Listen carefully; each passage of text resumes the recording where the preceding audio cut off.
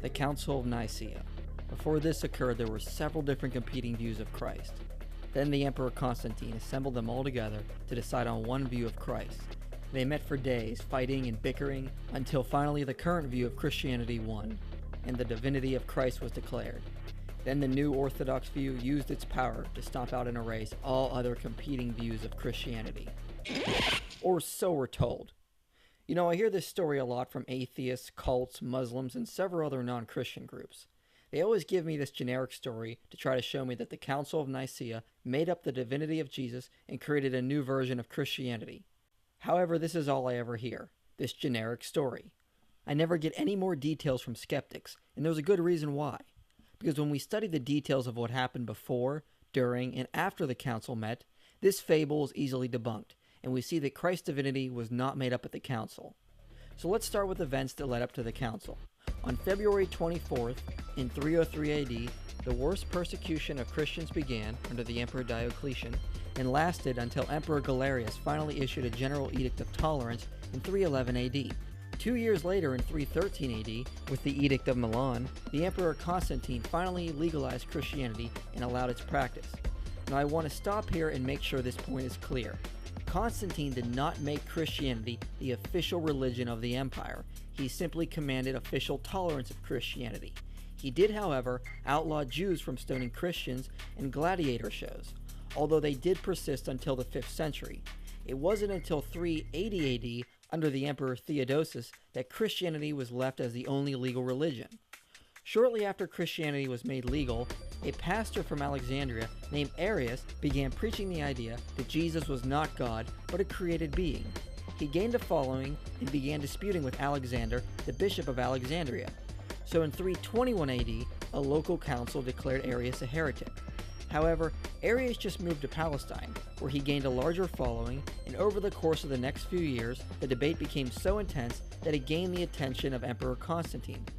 Constantine, who had just unified the empire, didn't want anything that would threaten division.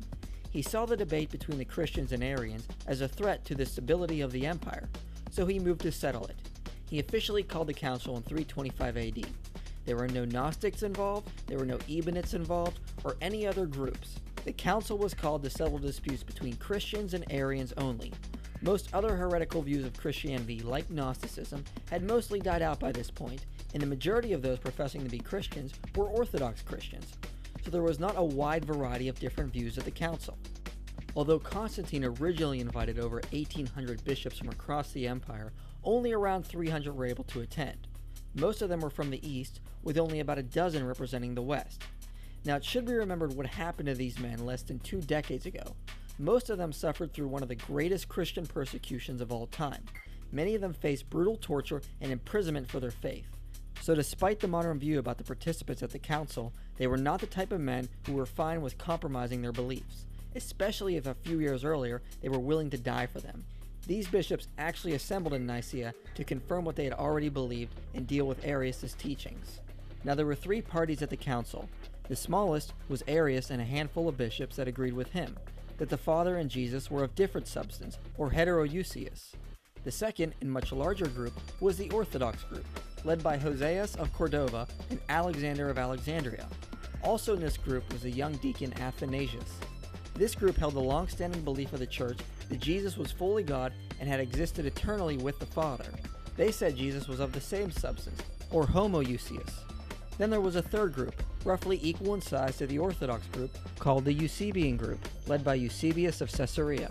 However, this group didn't differ on theology from the Orthodox view. They also believed Jesus was fully God and had existed eternally with the Father. They only differed on the use of the word homoousios.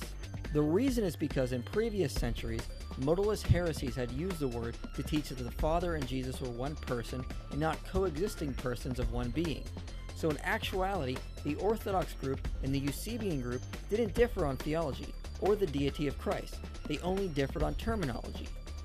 Now, a big modern myth is that Emperor Constantine forced Trinitarian views on the church, but this simply is not historically supported. Although he presided over the council, he did not push any particular view. He was no theologian. All he wanted was that both sides would come to an agreement and there would be unity in the church. The Orthodox group listened to the views of Arius, and they overwhelmingly rejected his views as being new and distant from the view of the Church. Eusebius writes that some of the bishops tore up letters containing Arius' teachings. He then writes that church leaders interrogated Arius using Scripture, but found he had a new way of interpreting every piece of Scripture. They then pointed out that his views had to be wrong because it was new and it wasn't taught in any early church history. Athanasius rhetorically asked, "How many fathers can you cite for your phrases?" They then formed the Nicene Creed, which is a clear condemnation of Arius' teachings and a confirmation of the Orthodox view. In the end, all but Arius and 2 bishops signed the creed, clearly showing there was no major divisions in church theology. The council then moved to deal with other issues, such as which day to formally celebrate Easter. They formally denounced Gnosticism and other minor sects, publicized 20 canon laws, and dealt with other minor issues. The council did not decide on the biblical canon. The canon had evolved on its own over time. However, according to the Muratorian fragment, the canon was nearly complete by the end of the 2nd century. The council did not decide on the use of the word Trinity. It dealt primarily with the divinity of Christ. The word Trinity can be found in early Christian history as it was used by early church fathers. An acceptance of a divine three can also be found in other early Christian writings. Now, the results of the council did not actually please Constantine. In fact, he was very angry at the Christians. He wanted unity and compromise, not for one side to denounce the other. He actually took pity on the Arians. Arius was exiled and fled to Ilaria for a short time, while his heresy began to spread and gain political power, especially when on her deathbed, Constantine's sister urged Constantine to support Arius, and he actually did. Arius found a new crafty way of interpreting the Nicene Creed in his favor, and Constantine invited him back so he could force the church to readmit him. However, Arius died before this could happen. A follower of Arius, Eusebius of Nicomedia, was able to sway Constantine more in favor of the Arian view. Just before his death, Eusebius of Nicomedia baptized Constantine, effectively symbolizing his siding with the Arians. After Constantine's death, the Arians continued to gain more ground against the Orthodox view. The Arian bishops that Constantine had favored used their political power to fight against Christianity. Constantine was succeeded by 2 Arian emperors in the East who worked with Arian bishops in an attempt to override Nicaea and write a new creed. Although Arians were still in the minority, they were given much more political power, which they used to try to stamp out Christianity. Many Christian leaders were forced into subscribing to creeds that did not favor either side. Jerome later described this time period as when the whole world groaned and was astonished to find itself Arian. However, despite the power of the Arians, one bishop fought back almost completely by himself. Athanasius of Alexandria continued to argue from Scripture and stand against the might of the Arian heresy. Even when he was banished and removed from his position 5 times, he never swayed and stood for truth against the Arian political machine. He was a popular hero who prevented Christian theology from compromising and giving in to the Arians. So the Arians turned to gaining more political power. But just before the Arians completely consolidated their hold over the empire, they turned to internal fighting and destroyed themselves. It wasn't long before all their political power was lost, and the Christians were able to meet in 381 AD at the Council of Constantinople and reaffirm the Nicene faith. The battle between the Arians and the Christians did not end there.